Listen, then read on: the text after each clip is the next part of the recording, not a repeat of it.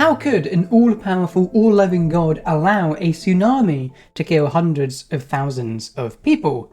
Philosophers call this the problem of evil, but there are two ways to think about it. Welcome to Untangle Philosophy. Today, you'll discover the logical and the evidential problem of evil.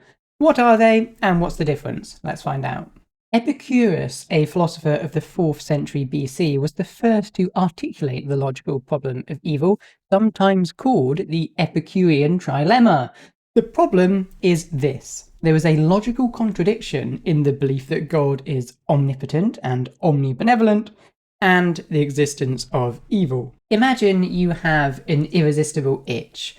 There is nothing stopping you from scratching it, and you love satisfying itches more than anything else. It logically follows that you would scratch it. But now imagine that despite all that, you never do.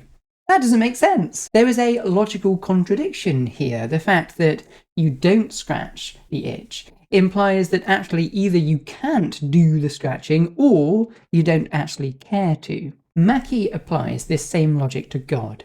If God is omnipotent and omnibenevolent, it logically follows that he would remove evil. But evil is all around us. Mackie's answer? Either God lacks the power to remove evil, or he doesn't care to. Some philosophers, like Alvin Plantinga, think they have an answer to this: the free will defense. The free will defense claims that God wanted to create us with free will, but free will must involve a genuine choice between good and evil. So you must have evil to have free will. Therefore, there is no contradiction between God and evil. Maybe they're right, but even if they are, there is still a big problem.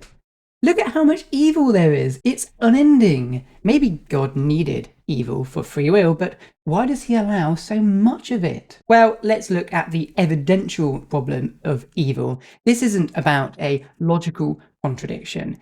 Instead, it examines the evidence. Given the pain and suffering in the world, which is more likely, that God exists as an omnipotent, loving being, or that he doesn't? Proponents of the evidential problem argue that the sheer quantity of suffering makes it hard to believe in an all-powerful, loving God.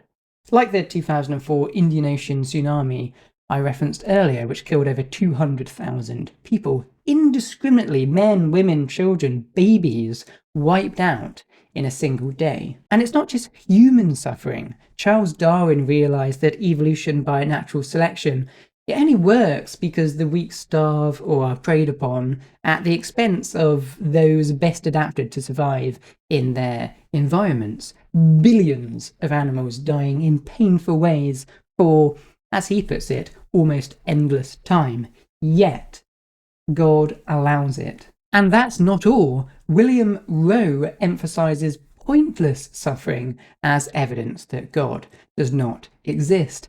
Imagine, he says, the suffering of a fawn trapped by a forest fire. Severely burned, it escapes the flames, only to die in agony after days of suffering. Imagine nobody knows this has happened, and no predator or scavenger comes across the carcass. What's the point? Who does it benefit? If you're God, why design a world like that? So you can argue your way out of the logical problem, maybe. Plantinga tries to show that. But even if you do, how do you get past a tortured fawn dying alone in a forest in agony? If you enjoyed this one, subscribe for more, check out my other lessons, or visit untanglephilosophy.com. Thank you for watching, and see you next time.